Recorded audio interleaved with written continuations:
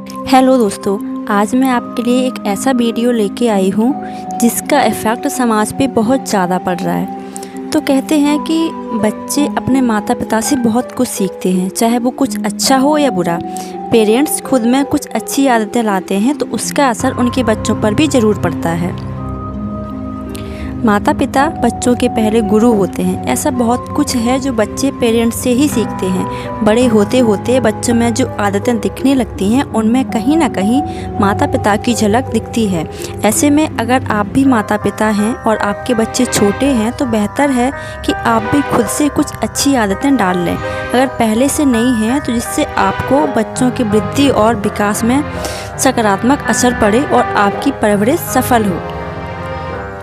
ईमान ऐसी चीज़ है जो या तो व्यक्ति में होती है या नहीं होती। अगर माता पिता ईमानदार होते हैं तो बच्चे में भी यह गुण आने लगते हैं। वे भी अपने पेरेंट्स की तरह ही किसी और की चीज़ों पर अपना हक नहीं समझते और छल कपट से दूर रहते हैं।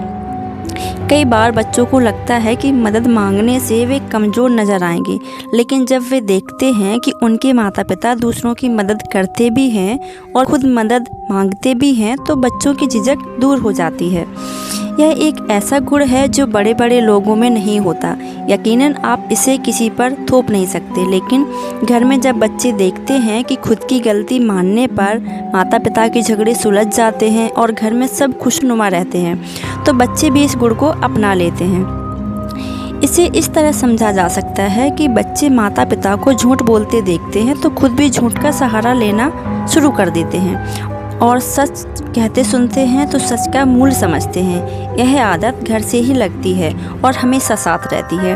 किसी व्यक्ति की मदद करना, किसी के दुख दर्द को समझना और मन में उदारता रखने की आदत भी माता पिता से बच्चों में आती है। आप अगर दूसरों के प्रति उदार भाव रखते हैं तो बच्चे भी इस अच्छी आदत को अपना लेते हैं और इसका महत्व जान पाते हैं। गलत परवरिश को लेके आज हम आपके सामने एक स्टोरी लेके आए हैं। अदालत के कटघरे में खड़े हुए रोहित सिर झुकाकर सबकी बातें सुनते रहता है और जज साहब कहते हैं कि 2-3 दिन बाद सुबह तुम्हें फांसी दे दी जाएगी। अगर तुम्हारी कुछ आखिरी इच्छा है तो बोल दो। रोहित कहता है कि मैं चाहता हूँ कि मेरे सामने मीडिया हो। मैं अपनी बात सभी तक पहुँचाना चाहता हूँ ताकि सब लोग मेरी बात सुन सकें और उसे इजाज़त मिल जाती है। दूसरे दिन मीडिया को बुलाया जाता है और फिर रोहित कहता है कि कुछ बातें हैं जो मैं लोगों से कहना चाहता हूँ। मैं चाहता हूँ कि यह बातें हर माता पिता और बच्चों तक पहुँचे। मेरे परिवार में कुल 4 लोग थे, मैं, मेरी एक छोटी बहन और माता पिता। हमारी परवरिश आम बच्चों की जैसी हुई है। जहाँ परिवार में लड़का पैदा हुआ तो बहुत जिम्मेदार माना जाता है। मैं 4 साल का था और मेरी बहन 5 साल की थी, पर अक्सर मुझे यह महसूस कराया जाता था कि वह कमज़ोर है और मैं ताकतवर। जब भी कहीं दुकान पर जाना होता तो मेरी बहन को अकेले नहीं भेजते थे, पर मुझे अकेले भेज दिया जाता था। इससे मुझे लगता था कि मेरी बहन एक कमज़ोर है क्योंकि वो एक लड़की है। बड़े होने के बाद भी उसे कहीं जाना होता तो उसके कपड़ों पर अक्सर बहुत ध्यान दिया जाता था, जैसे कि कपड़े छोटे ना हों, दुपट्टा लिया है या नहीं इत्यादि।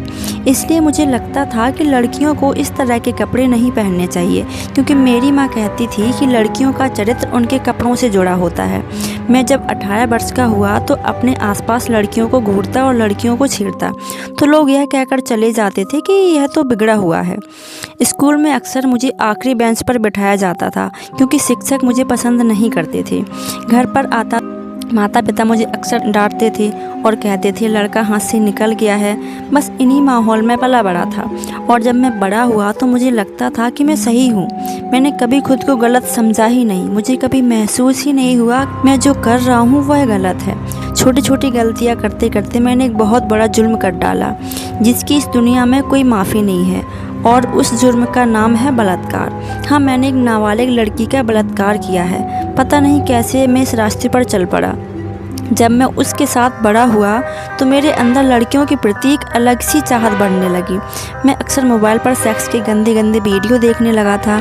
वीडियो को देखकर एक अलग सी उत्तेजना शरीर में होती थी। एक दिन उत्तेजित होकर मैंने मेरे पड़ोस की 15 साल की लड़की रूहानी को बहला फुसलाकर अपने साथ एक खंडहर में ले गया और उसे ज़बरदस्ती उसका बलात्कार कर डाला। मैंने जो किया है उसकी सज़ा मुझे मिल चुकी है, जो कि फांसी है, और आप सभी को पता है। मैं आज सब कुछ इसलिए कह रहा हूँ क्योंकि मुझे अब यह एहसास हुआ है कि मैंने बहुत बड़ा पाप किया है। अगर मुझे एहसास पहले होता तो ऐसा ना होता। कहीं ना कहीं इसके जिम्मेदार आप सभी हैं, ये पूरा समाज है। सोचिए, अगर मेरी माँ ने मेरी बहन को उसके कपड़ों पर ना टोका होता तो अच्छा होता। मेरी माँ ने मुझे कम उम्र में ताकतवर ना बनाया होता तो अच्छा होता। अगर उन्होंने लड़की और लड़की को एक समान अधिकार या हक जताया होता तो अच्छा होता। मेरे टीचर ने मुझे आखिरी बेंच पर बैठाने से पहले अगर मुझे मेरी गलतियाँ बताई होती तो अच्छा होता। जब मैं पहली बार एक लड़की को छेड़ रहा था तो लोगों ने कहा कि बिगड़ा हुआ है और हाथ से निकल गया है। अगर उन्होंने मुझे उस वक्त रोका होता कि बेटा ऐसा करना सही नहीं है, मुझे सही और गलत का फ़र्क बताया होता तो अच्छा होता।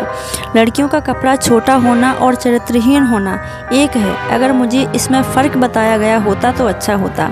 ये सारी छोटी छोटी बातें मुझे अगर उम्र रहते समझाया गया होता तो अच्छा होता।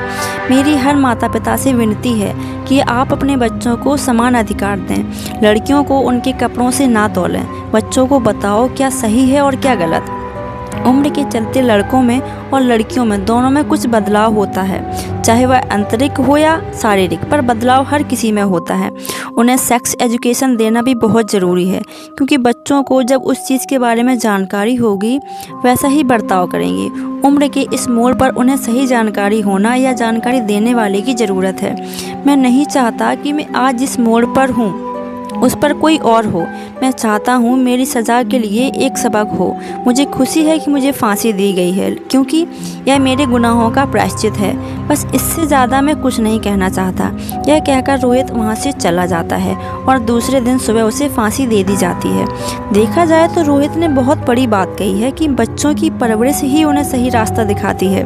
फिर वह लड़का हो या लड़की, माँ बाप होने के नाते हमारा फ़र्ज़ है कि हम उन्हें देश का अच्छा नागरिक बनाएं, जिन पर सभी को गर्व हो। याद रखें, बच्चे पैदा तो सभी करते हैं, पर परवरिश सिर्फ कुछ माँ बाप ही कर पाते हैं। बच्चे पैदा तो जानवर ही कर देते हैं, लेकिन बच्चे पैदा करना उनको माँ बाप नहीं कहते।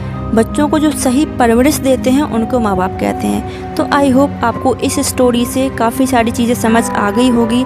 तो अगर आपके भी घर में छोटे छोटे बच्चे हैं या फिर बड़े हैं तो उनको सही या गलत में फ़र्क समझाइए, क्योंकि वो आने वाले टाइम का भविष्य हैं।